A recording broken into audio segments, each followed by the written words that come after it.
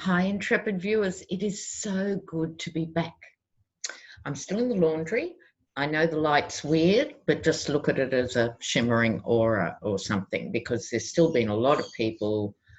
The party did go for 6 days, and just getting a shower was no mean feat logistically. So you've got a wet leaner, but I had to grab the moment because everything's been happening. And it appears Lev can back up everything he's saying. So we know at this stage of the Yeti's presidency that the truth is not enough, convention's certainly not enough. He just rides over everything. So I thought I'd open this reading, which will probably be quite complicated in lots of ways, looking at the trial and stuff, looking at the legal team. So he's got at the helm the lovely Jay Sekulow, who also thieves from children's charities in his family's name. Nice. I didn't make that up. It is on the record. Dershowitz, who chose to use one of the most brilliant legal minds of a generation to defend Jeffrey Epstein, Harvey Weinstein, so perfect for a sexual predator like the Yeti. You've got Pam Bondi, who bought her way into the whole business. How good is she? I've got no idea. But I'm going to read on them collectively to see how effective, what his defence is likely to be and how effective his legal team is likely to be in the face of this very big circus we are about to encounter. As soon as I get back to Melbourne, I'll start using the circus cards again, because it really is going to be a circus. Okay. In the meantime, I'm using the fate shifters. So we'll see how it goes. Trump's defense and legal team.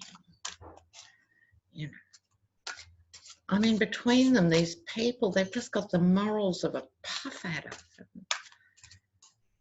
Just disgusting. Legal team. Legal team. Let's have a look. So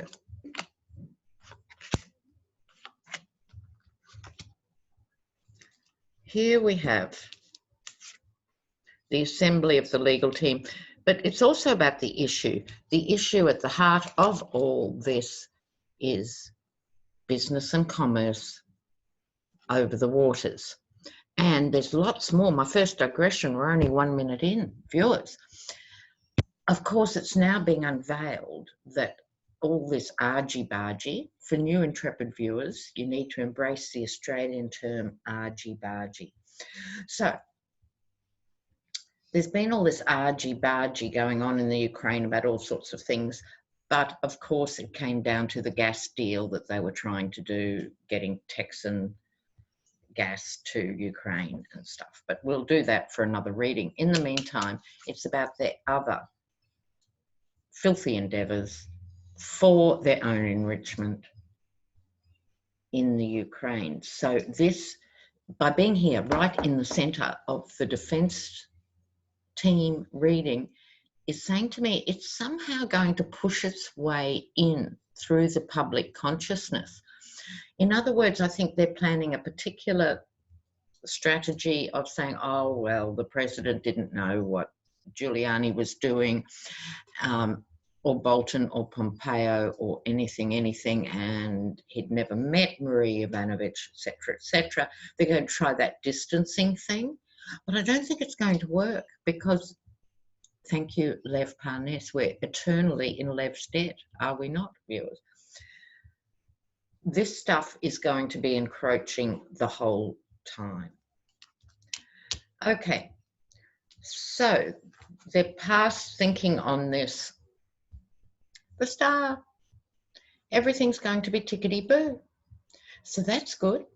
In the past meaning probably the last 2 or 3 weeks, that sort of past, they're convinced it's a no-brainer. They just have to prove he's a hands-off guy. That'll be easy. And no matter how filthy it looks, he didn't know, right? They thought they had it in the bag. What's creeping up on them? Oh, strength. Now, this could be a good card for them. They are a strong legal team if you just count up the years. But it could also be for the American collective, because here, this card, the Star, has more and more been turning up as the embodiment of the USA, the embodiment of everything that is about diversity and tolerance and giving people a new start in life and bring us your huddled poor type America, and the strength of that coming through. And you know what? I'm leaning a bit more to the second interpretation.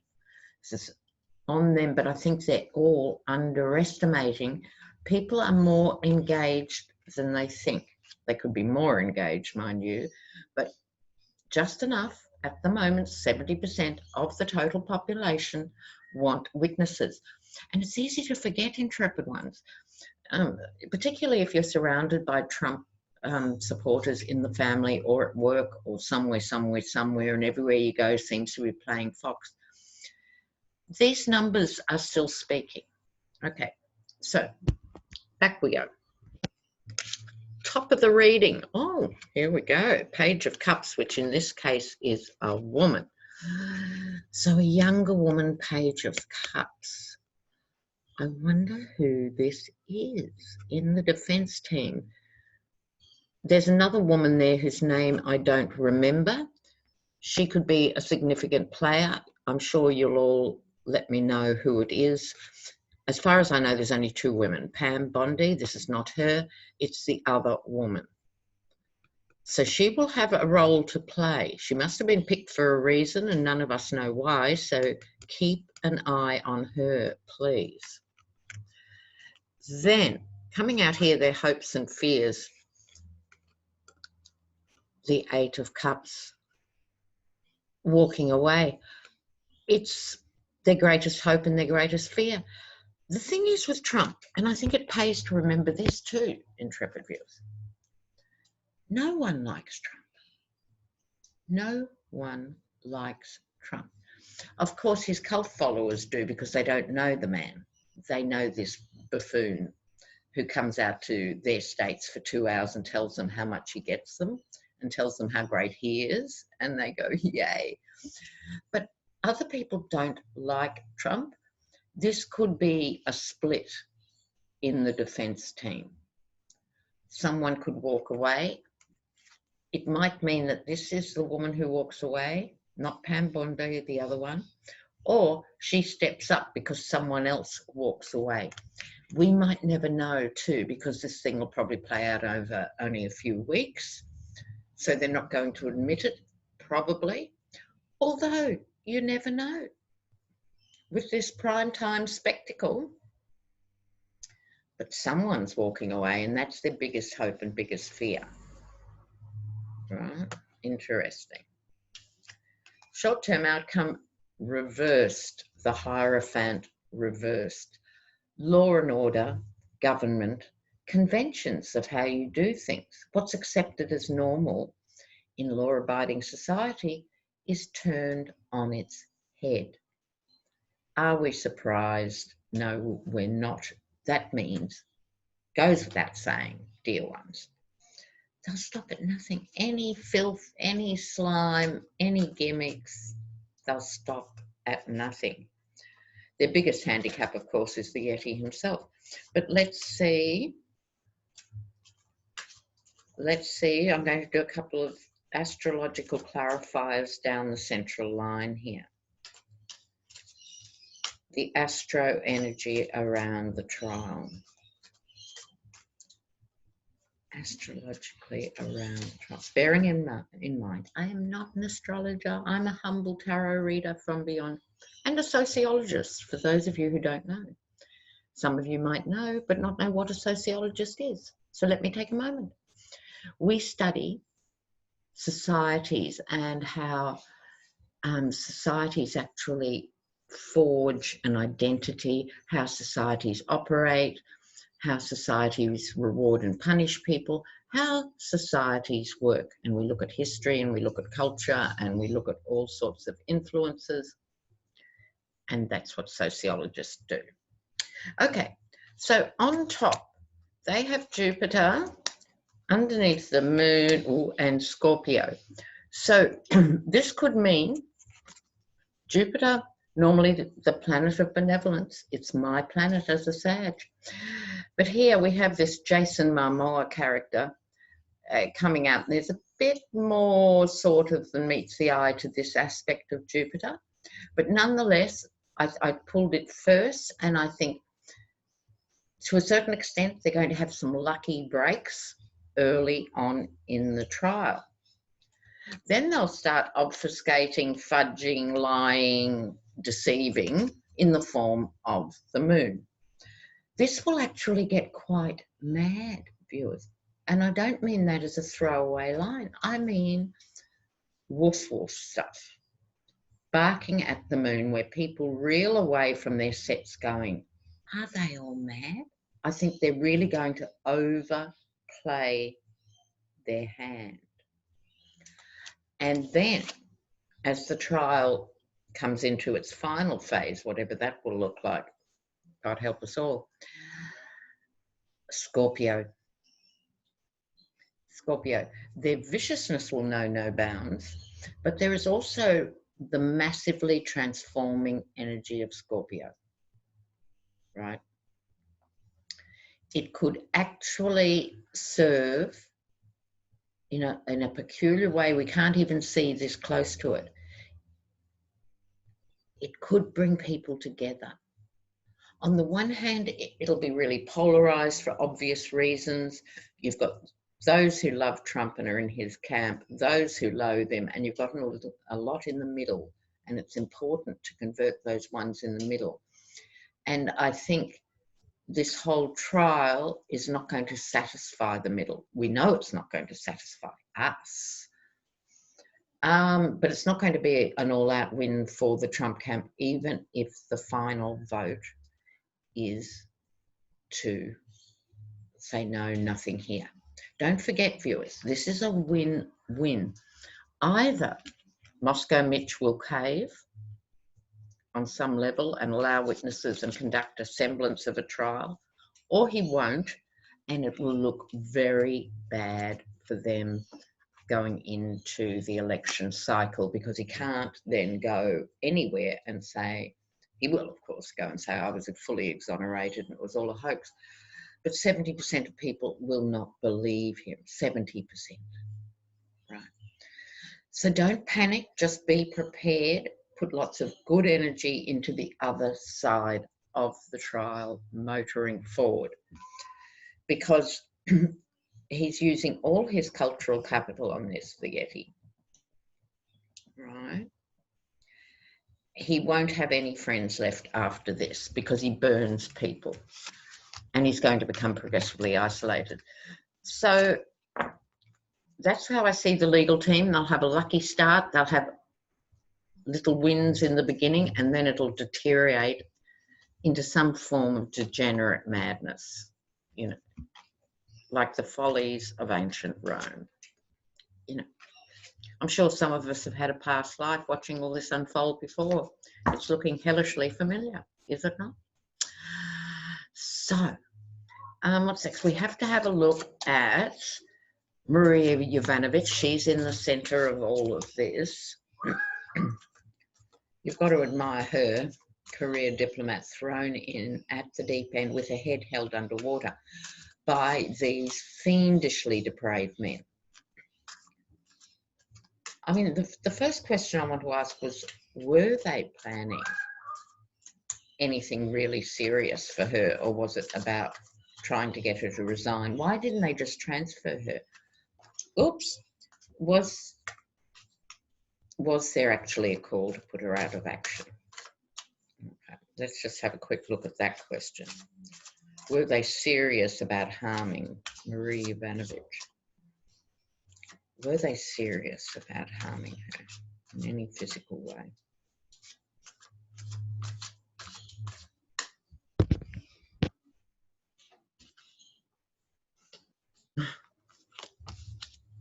Well, the answer to that has to be yes. It's the Five of Swords, utter ruthlessness, winning at any price, absolute. This is war crimes behaviour. This is going against the archaic laws of battle. This is other warriors walking away because they were so appalled by the actions of this person. And these are, I think, the other players, perhaps CIA, people who walked away from it and warned her and got her out. They did their best to stab her in the back while smugly making plans to somehow get hundreds of thousands of gallons of natural gas from Texas to Ukraine, the smug merchants in action. And the final card, the Queen of Pentacles. But you know what? She has won this. She has guardian angels, let me tell you. So Marie Yovanovitch deserves this protection and this role now because her role is not complete. She's still got further to go in this. I understand she does have protection. I think she's hopefully past the critical stage of all that. It would be very bad if anything happened to her now, so let's hope not. But yes, they didn't care. I think that was the direction. Just do what you have to do. But you don't say that to people who routinely kill other people and expect a good outcome. You know, totally irresponsible. Totally irresponsible. Let's have a look at how the public have received Lev's information. Can't get enough. And their fingers were in so many pies. Lev. I'm sure there's more. And don't forget, there's another whistleblower coming, I think from the IRS, another whistleblower. So, and I don't think this one will be quite as squirmish as the first one.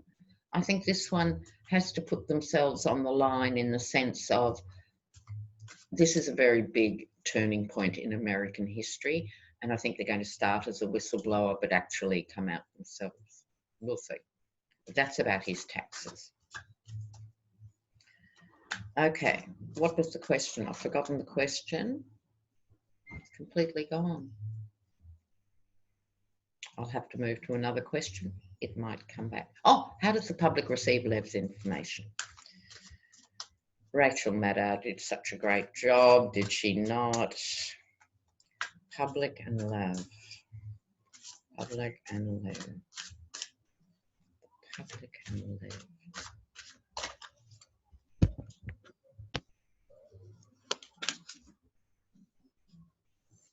Here's the Star, Queen of Wands, and the Devil, and the Mercenary. Right, he's all these things. This is interesting. All things to all people.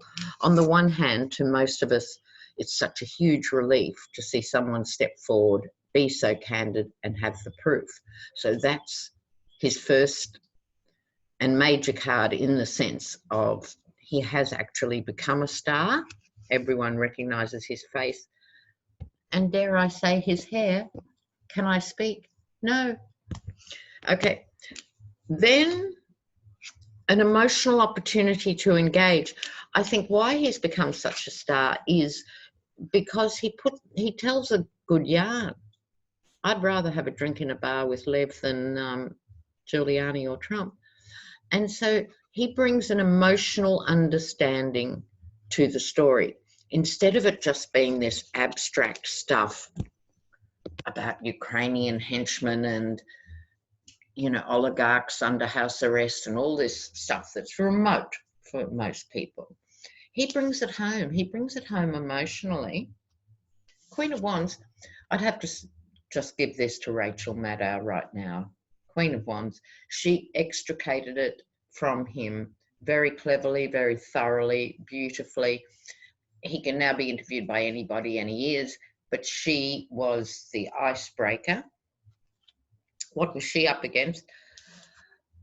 The Devil card, because these guys are so deep in it, including Lev. We sort of joke about Lev, but, you know, he's been a toe cutter in his time, you know, like let's face it. But also, it's the devil in a bigger sense. It's the devil of pure self-serving corruption over every country.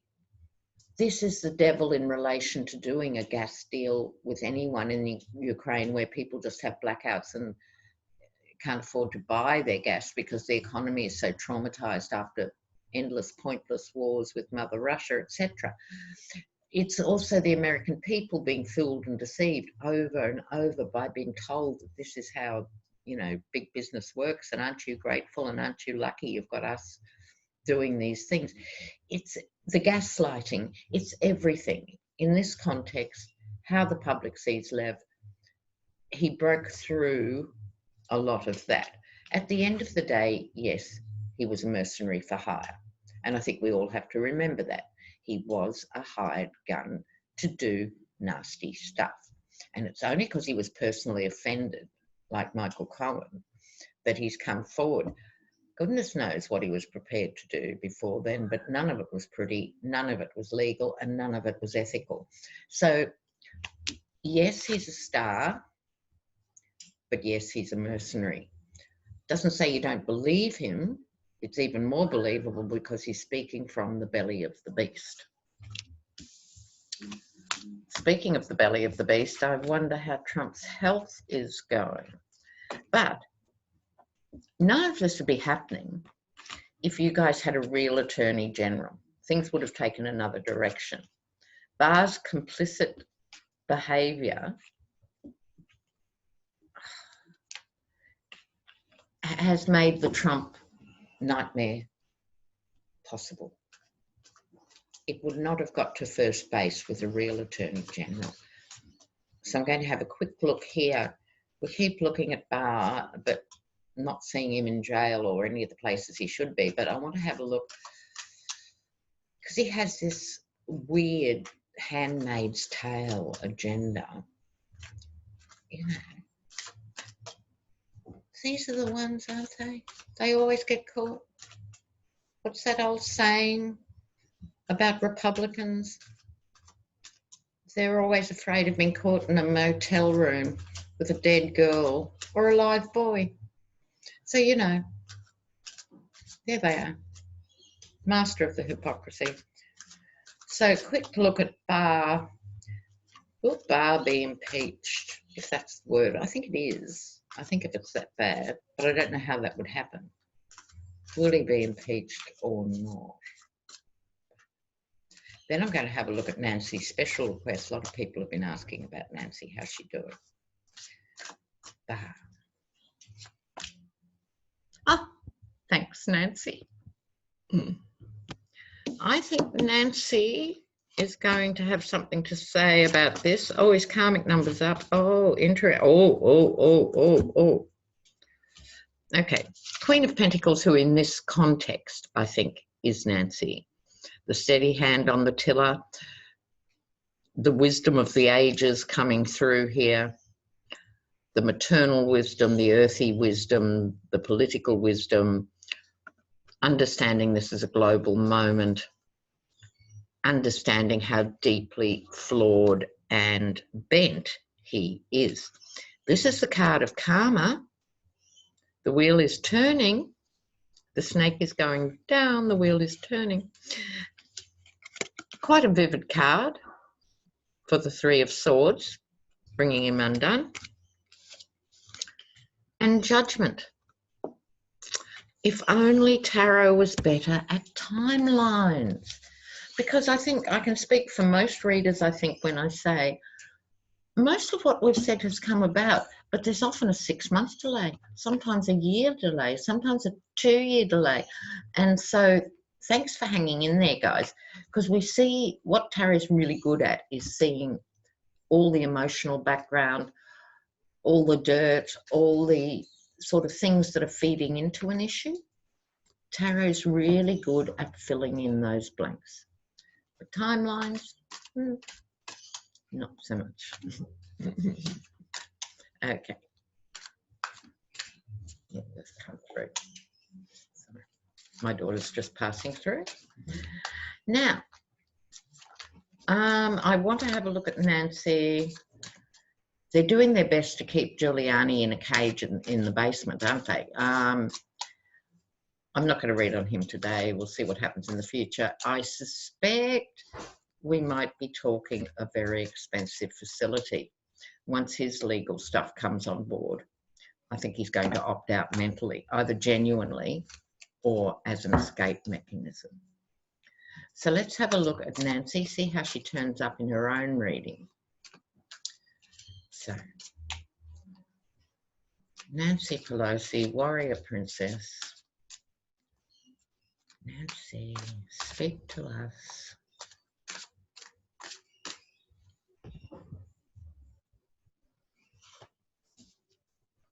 And there's slightly different layout. There she is as the high priestess. She's got the Wheel of Fortune too. On the Judgment card again. So this is, she was the Queen of Pentacles 5 minutes ago. She's now the High Priestess. The High Priestess can be hidden agendas, and it can also be a woman of deep and profound conviction and so forth. I think it's both those things. I think Nancy has her own hidden agendas, and you know what? I think she's got their hidden agendas also that she's going to expose one by one. And given what I just saw on Barr, she understands, right? And I'm sure all you do as individual viewers, you get the big picture. Barr has been so instrumental in this, and he is so destructive. And he is really the embodiment of, I don't like to use the word evil, but the embodiment of a very destructive ideology of some sort that does not work for the majority of people. That's the kindest thing I can say. Or I could say he's an utter selfish bastard, but I won't. So she understands the momentous nature of this in history. The card that he just got, toodaloo, in the trumpet. Trumpet. This is a call to arms. Don't be surprised if Nancy makes some, you know how she does those little quiet short speeches and then just nails it? She might do something that could be called a call to arms for the American people to disbar Barr. Or hidden agendas, she might be talking to a lot of heavyweight lawyers. I know they are talking about how to get rid of him. It's just how much sway do they have in this current climate and all of that stuff. It's a very big thing to impeach the Attorney General of the United States. I wonder, I think she is thinking that. I think she considers that the trial will go ahead. The chances are they'll vote no and humiliate themselves from now and for the next 400 years in history. But I think she's got her sights set on Barr. Now, then we have, this is the 10 of Cups, a card of exaltation. I often don't like it. In my regular Rider-Waite, it's my GOP card. But in this context, in Pelosi, it's obviously not her GOP card. This is her succeeding in this very complicated, it's a very complicated scenario. She is not looking, we're looking at next week. She's looking further down the track. Oh, how fascinating. Okay, now, people keep asking me about Meghan and Harry. Regular viewers will know I don't read on the royals. I do not believe that people are born to rule other people. I do not believe they're born to rule countries. I'm sorry, I just don't. However, what I will say is I give the marriage 5 to 7 years max. And that's just being an auntie who's been around the block a few times. I think there's just too much stress and strain. But I also said that at the beginning when I was first asked, when they first got together, I thought 5 to 7 years just popped into my brain. and they're what, 3 years in or something. I stick by my 5 to 7. So we'll see. Now, we've also got to remember the good news. So in my notes, Michigan is suing the government or big chemical companies for forever chemicals. We're told these chemicals are safe. They're always mysteriously safe until they're not. And then they can't get rid of them. They don't break down for 200,000 years. So I'm loving that. There's green groups who are suing Trump over Californian fracking, right? So I think that's important. Please keep up the international humiliation of Australia over the bushfires. This is really, really important. Okay, now, one more read for the day. And I think what I want to know is,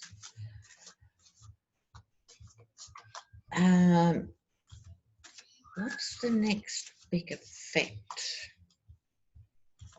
Is the economy going to play a role this year? It seems to be just hovering in this boring way with a high stock market and the real economy just limping on the side. Is there going to be anything? Can Trump? No, I know the question.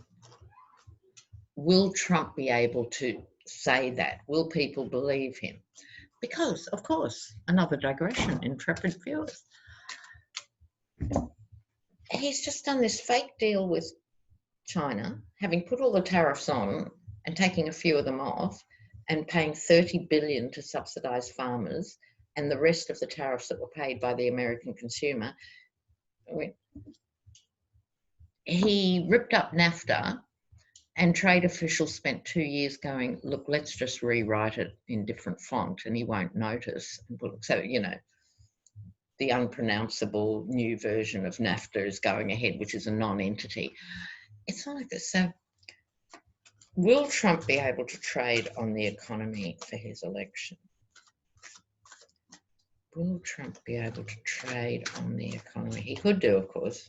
A lot of people are like, oh, the economy's good. Is it, Pet? Is your economy good? Okay. Can Trump trade on this? Will it give me mileage? I'll just do a 6-carder, I think. Maybe a 4-card. Trump and the economy.